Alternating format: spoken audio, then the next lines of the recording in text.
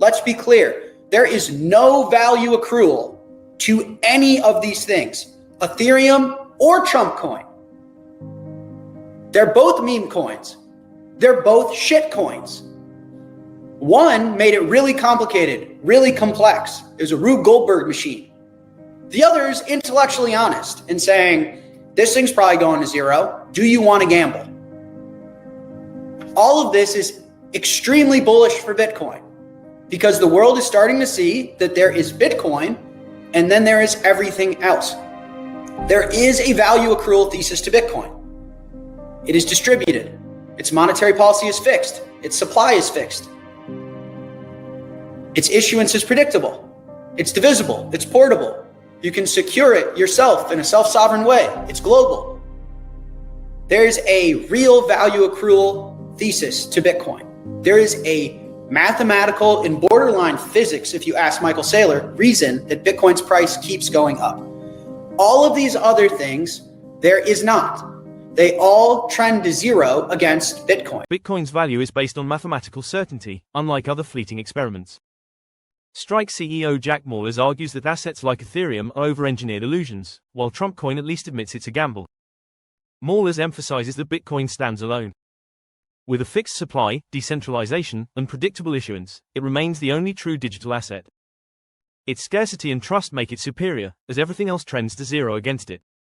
If you enjoy listening to crypto-related content, please show your support by liking and subscribing to this channel by following the link in my bio, and get access to my free daily crypto updates and expert predictions direct to your inbox. Each newsletter contains on-chain data, forecasts, and expert predictions. All of this is available free of charge. It only takes a moment to sign up, and you can always change your mind later. Now back over to Jack Mallers. So my thesis is that Bitcoin and AI is going to usher in a new art renaissance is if you can fix the money, then you enable people to just be a doctor, be passionate about helping people. You enable people to just be a lawyer, to just be an accountant, to just be an artist, be a teacher.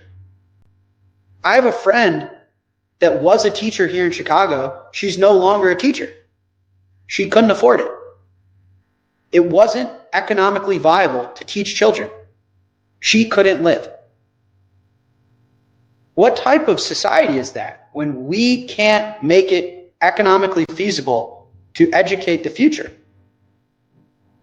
Now, on top of that, the pattern I've seen in my life, so I'm 30, so I've watched all my friends go to college, rack up a ton of debt, and then they spend their life trying to get out of it. You go to university, you're in 6 figures of debt. Eventually, you get a good enough credit score and a high enough paycheck where you can put a down payment on and get a mortgage, but then you're in more debt. Oh, you need to commute because work is far or you live in a cold climate? More debt. Oh, someone gave you a credit card? More debt. Debt, debt, debt, debt, debt. And instead of pursuing art, instead of pursuing passion, these people are all accountants. They're all professions that aren't interesting, that aren't artistic, that aren't expressive, they aren't passionate about. Do you know how many people in my life hate their job? Hate their job. The fact that that's been normalized is outrageous. The prime vehicle in which you express yourself to the world, you hate? I mean, from first principles, what are you doing? But they've piled up a bunch of debt and they spend their life trying to climb out of it. And then the weekend is for fun. Vacation is for fun. Work isn't for fun. That's the society we live in. But I tell you this, what if Bitcoin fixes the money to where you could do what you want and the money won't bleed? You don't also have to outpace inflation. As long as you're good at what you do and you're contributing value to others, you can live a life worth living. And then if AI, I'll tell you what, you know who I'm excited to do my taxes soon? AI. Why are human beings spending time doing others' taxes? Sorry, no offense. And I'm not speaking about that, like I'm not picking on other people's professions. I'm just saying, like, as a species, don't we want to be pursuing art, exploring curiosities, exploring passions? So if AI can automate a lot of the mundane human tasks and Bitcoin can fix the money, I truly believe we will see an art renaissance. That's my thesis. I give a talk about it in June, so I don't want to go too much into it, but I'm fairly confident that's what's going to happen. Fix the money, fix the world, and then, AI should empower people to be artists. I'd much rather a computer do the boring stuff for me so that I can create my business. I think that's an artistic pursuit. So I'm creating something new. I'm an inventor, trying to solve problems, push boundaries, change the way people think and relate to each other. That's a lot of what my job is. And that's not the job of an AI. The job of an AI is to help me automate a lot of the mundane tasks that are required to operationally execute on them. That's not the interesting part. I don't know. I don't know if I offended people that don't like their job. I mean, there's nothing wrong with providing value and getting paid for it. And if you're living your life in a surplus where you're spending less than you're making and you're providing true value to the world, that's great. And if you can stack sats with the difference, that's great. I wish that everyone was filled with more ambition than to spend their life doing something they don't love.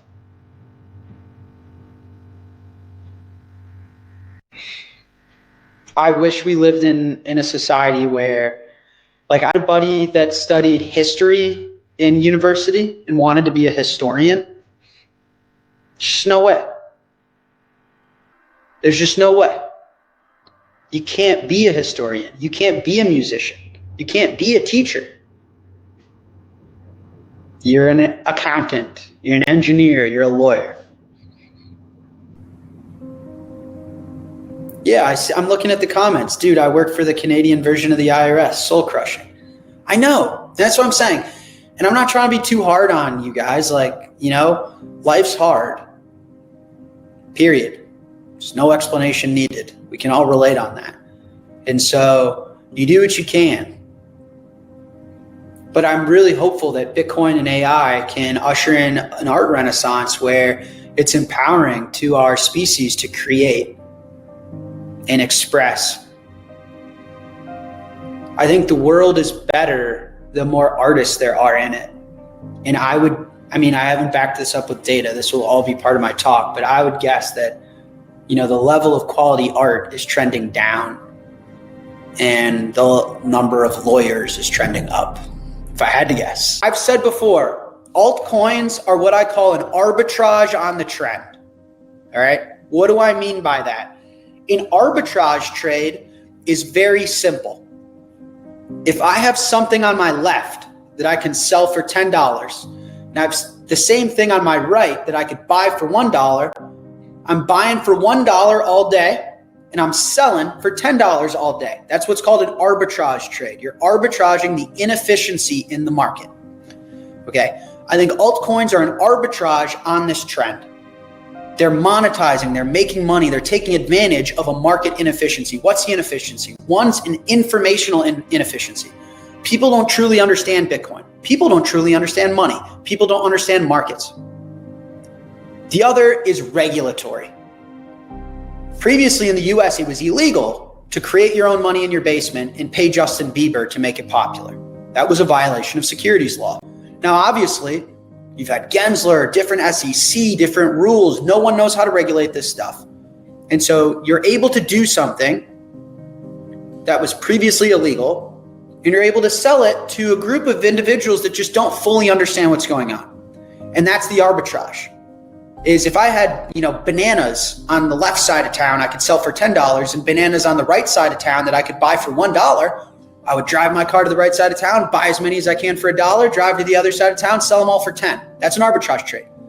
Now, what's the equivalent in today's world? Well, if I could just create meme coins all day, cost me nothing, and sell them to a bunch of people that don't know any better on the internet, I'm arbitraging. Now, what happens when I'm buying bananas for $1 and selling them for 10 all day? Well, eventually the demand for bananas at $10, I'm selling so much, I move the price lower to 9, to 8, to 7, and I'm buying so much at $1 that I'm pushing the price up to 2, to 3. Eventually, Bananas on each side of town are worth $5. And that's the market growing to be efficient and fixing its inefficiencies. Now, what's the equivalent to today? It was much easier to sell snake oil dog shit coins 10 years ago than it is now. Ethereum's getting crushed. Creating a new altcoin like Ethereum and having everyone read your white paper and believe in your smart contract gobbledygook is probably at this point nearly impossible. So the market's getting more efficient. It's getting harder to scam people. At this point, it's just honest, straightforward gambling. Dave Portnoy is like the most coveted public sports gambler in the United States of America when it comes to social media influence. And there's not a lot of sports on right now. I guarantee you, if we were in like NFL playoffs, Dave Portnoy would not be buying meme coins. Soon as the Super Bowl ends, this guy's the biggest shitcoiner I've ever seen. Not a coincidence. It's honestly just gambling. I think we're growing towards the era where the world truly understands there's Bitcoin, which is money, and then there's gambling. And if you're interested in gambling, it's like a disease, you know? Call the gambling hotline.